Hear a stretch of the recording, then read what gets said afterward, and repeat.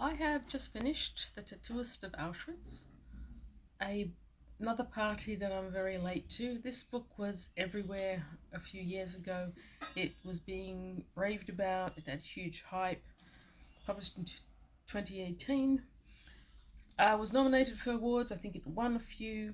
It was a book that everyone had read except apparently me. I fully intended to read it one of these days and I eventually got to it. For me, I'd call this a 4-star book.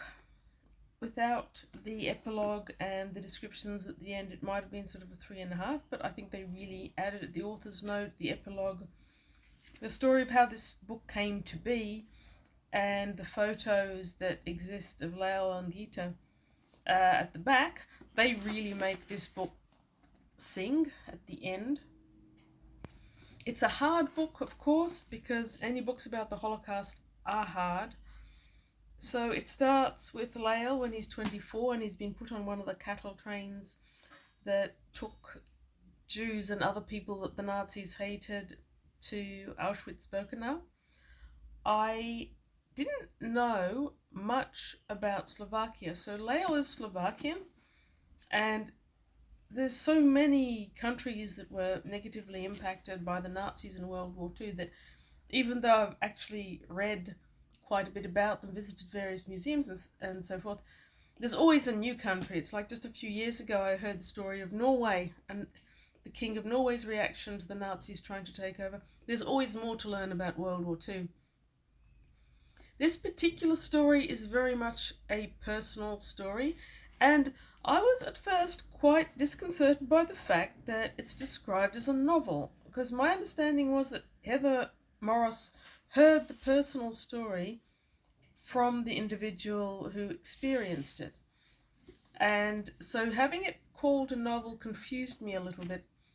But having read a little bit more about the book itself and its history, I think probably this was done so that she could embellish Lael and Gita's experiences to shed light on parts of the war. And I think they're probably more towards the end of the war that wouldn't have been able to incorporate into the book otherwise. The writing style is very modern and very nice.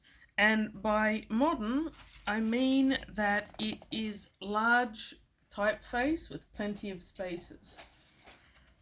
So it's easy to read for a modern reader.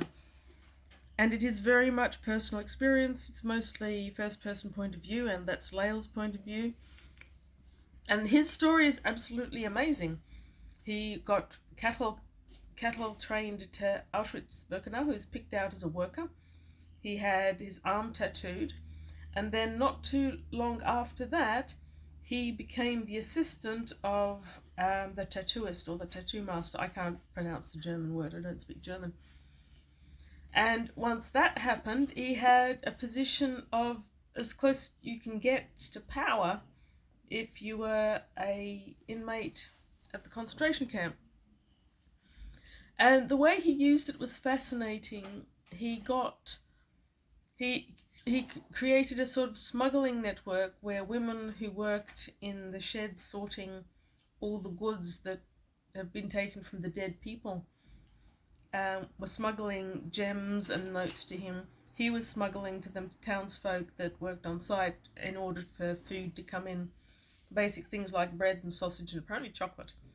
And it seems like he had availability of other things. There's one episode where his regular guard asks for a pair of nylons to give to his sweetheart. Through this extensive network of people that he knows and has helped in small ways, Lael manages to survive. I think it's 3 whole years in Auschwitz.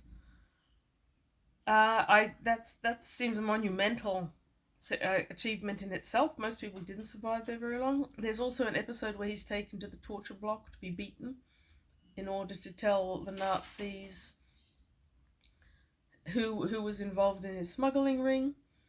But in that sequence, and I don't know how true this sequence is, the guard who's assigned to beat him is one that he helped when they first got to the concentration camp, and so he manages to get out of that alive. It's quite a phenomenal story on a day-to-day basis. the nice, understated way in which it's told means that you can read about atrocities and they don't really pile in on you as much as they do in some other books. So yes, I like this book. I'd probably give it a 4. I'm not raving about it quite as much as some people who've read it have raved about it. I feel that for many people this was their first introduction to a story from the Holocaust, and it's far from that for me by decades. So I think if you knew in general terms about World War II and the concentration camps and the Nazis and the things that they did, if you'd never perhaps encountered Dr. Mengele before, then perhaps this would have been a completely mind-blowing book, which it seems to have been for many people. If you haven't read anything much about the Holocaust and the survivors of the camps, I think this is a great book to start on. It is really good. Like I say, it talks about the atrocities, but it's a personal experience. And throughout it, there's this thread of hope in that Lael and Gita are in the camp and in love. And we know that he at least must have survived, and probably her, for this book to have been written in the first place. Because Lael himself was the one who told this story to Heather Morris. Apparently they ended up in Melbourne, and they lived together a long time. They had a child, and when Gita died, finally, as an older woman, Lael told the story. He spent 3 years making sure that it was out there as a story, and then he died himself.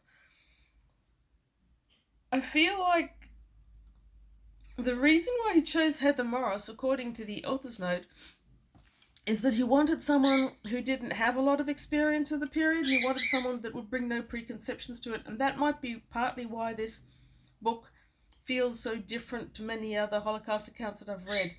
The person who was writing it, this was new for them, as it will be for many of the readers. But at the end of the day, I couldn't help noticing that one of the reasons why Lael wanted this story told is so that it won't be forgotten. And that is, there we go. I never met Gita. It was her death and Lael's need to join her that pushed him to tell his story. He wanted it to be recorded so, in his words, it would never happen again. That's on page 263. It's an author's note at the end. And that is the one thing that the line that runs through all the stories told by anyone who was in the Holocaust, who made it out of the camps. That's the one thread between all the museums for the camp survivors, is may be remembered so that it never happens again. I think it's too late. I think that's happened to many other different people in many other parts of the world, but the more it's remembered, the more likely it won't happen again. Anyway, that's somber note. It's a good book. It's a great book. If you think you've got the stomach for reading about Auschwitz-Birkenau and the atrocities that happen there on a regular basis, read it. If you have read it, tell me what you think. I'm curious to see how my opinion compares with other people who might also have read other books by survivors, or people who visited the concentration camps. I haven't visited that many of them. Or other people who have a lot of knowledge on the era. I understand that the book itself was quite controversial in some ways. But the only controversy that I ever really read about it was that some of the details on the timeline didn't really match up. And I think that's a fairly non-existent, really, problem. If you're dealing with an old man who's telling his story after decades, and he's telling his story as he remembers it, I think it's fair to assume that after that level of starvation for that long, after being beaten, after having suffered so acutely for such a long time, and most Holocaust survivors carry that past around with them in one way or another, I think the fact that he didn't get the dates right is a fairly minor argument. Anyway, tell me what you think. If you're one of the people who feel it's controversial, I'd love to know why you think it's that way.